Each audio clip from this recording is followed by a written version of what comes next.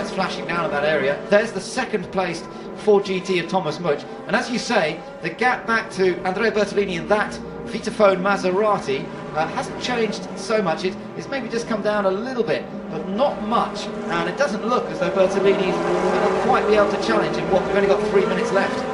Yeah, 3 minutes left, so he might be able to close the gap down, but trying to get past him will be another matter.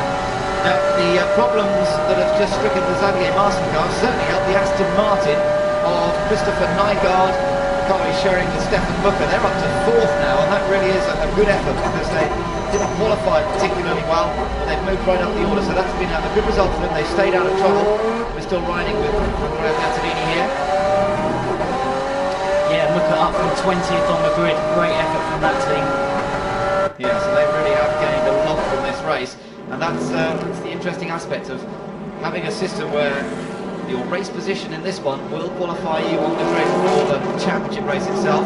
Still sitting in behind him is another yellow Corvette, which has been fast throughout the race, but of course had to start from pit lane. Andrea Piccini's sitting in 16th place in that car. As Thomas Much comes through, lights ablaze on the Ford. And the Martech team, I'm sure, will be delighted with this run, having started back on the 5th row of the grid, 6th row of the grid in fact it was, with this car. That sterling effort from Romain Grosjean in the early stages to sweep up to 2nd place. Didn't quite manage to snatch the lead, but they have looked very, very solid. No doubt the leader has backed it off a little bit up front. The gap has come down to 7 seconds now between this car and the race leader. But Thomas Much just looking after him now and hoping that it'll be in good shape for the second race, the championship race.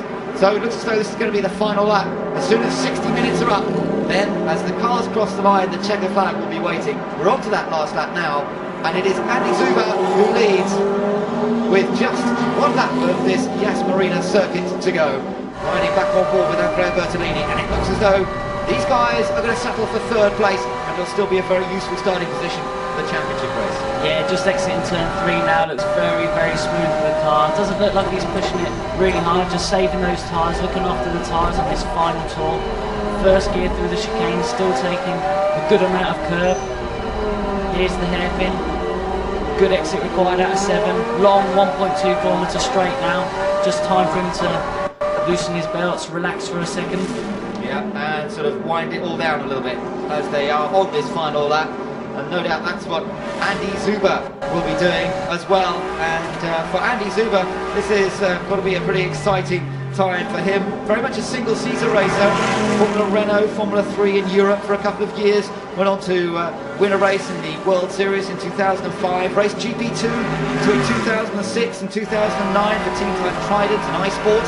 Had a couple of wins in GP2. He was a test driver for Honda and Super Aguri in 2007, but now he's made that big switch into GT1, and he seems to have taken to it like a duck to water. He has been superb. He took pole position in the short qualifying session that we had here yesterday. His teammate Mark Enrici did a wonderful first stint in this race, handed the car over to him in the lead.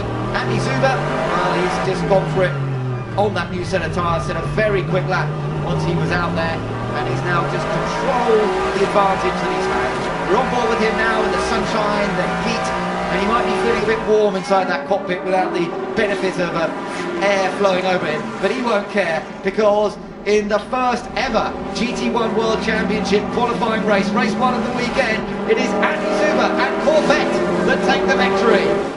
An accomplished win by Andy Zuber and Mark Enrici for Phoenix Racing. They win by 2.2 seconds in the end from Thomas Much and Romain Grosjean in the Martech Ford GT. And 3rd place goes to the Maserati number 1 of Andrea Bertolini and Marc Bartels. Those 3 cars will score points in the championship. The first points to be scored in this new World Championship. But of course the main points are on offer in the race later today. 8 points going to the winner in this one, 6 points to 2nd, 4 points to 3rd, and later on today it'll be 25 points for the win. Coming through in 4th place, and this is one of the stories of the race, Christopher Nygaard sharing that Aston Martin with Stefan Booker, coming from way down on the grid.